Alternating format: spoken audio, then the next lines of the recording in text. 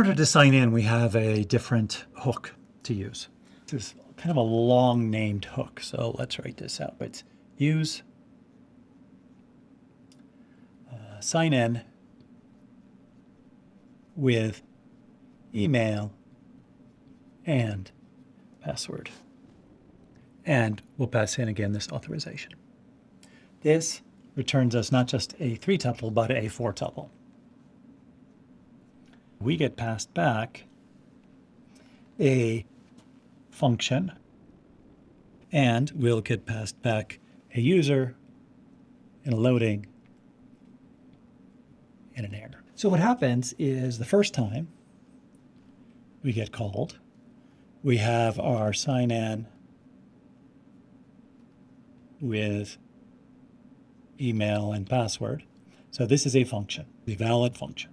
And then our user is invalid, our loading is false, and our error is undefined. We don't have an error. What we do then is we ask the user for an email and password. We'll have some input fields, and presumably when they edit those input fields, it'll update some local state information. Let's assume we have some local variables called email and password. So in our sign-in page, we're going to have, let's say, some button. And the on-click of the button is going to be a function that calls sign in with email and password. I need to actually spell this out. It takes 2 parameters, an email and a password. These are the ones that the user has filled in. We'll store these as local variables. And that is our button. And presumably, this button is going to say something like sign in. So this is going to be in our sign in page. An email, and a password, and a sign in button. The sign in button is going to call this. And then this, of course, is an asynchronous call, because it actually has to go back to the cloud to see whether that's valid or not. This is going to cause us to re-render. It's going to cause us to re-render immediately, in fact. This sign in with email and password is still going to be the same sign in with email and password. We're going to have still an invalid user. Our loading is now going to be true. And again, we won't have an error. We can display something like signing in to the user. And now we're in a situation where eventually we're going to come back from the asynchronous call. And the hook is going to re-render again. And there's one of 2 possibilities that can happen. One possibility that can happen is we signed in unsuccessfully. Let's say we have bad password. So 2 possibilities. One is we're going to still have the same sign-in with email and password. We're still going to have an invalid user. Loading will now be false. And error will describe the error. This error might be something like invalid password. That's one possibility of what happens. Let's call this 3.1.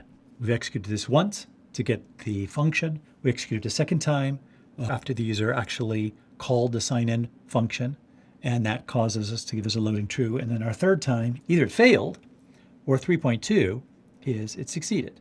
We still have the same sign-in. We have a valid user. Loading is false, and we have no error. This is the case that things work. Except, we might not actually do this, and here's the reason. We have a hierarchy of components.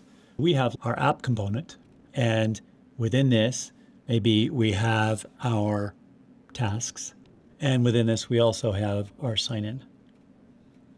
Our app is going to call this useAuth state. And if our useAuth state returns a situation where we're not loading, but the user is undefined, then we're going to go ahead and render the sign-in page. So we will render the sign-in page if we're not signed in, and we won't render our tasks or whatever else we have, the real part that needs us to be signed in. So we'll render the sign-in page. We have a call to use auth state here, and we have a call to use sign in with email and password here. When we would have this re-rendering of the sign-in, as well, the app is going to get notified because the state of the authorization has changed. Right? When this sign-in actually successfully succeeds, then this is going to return that we actually have a user.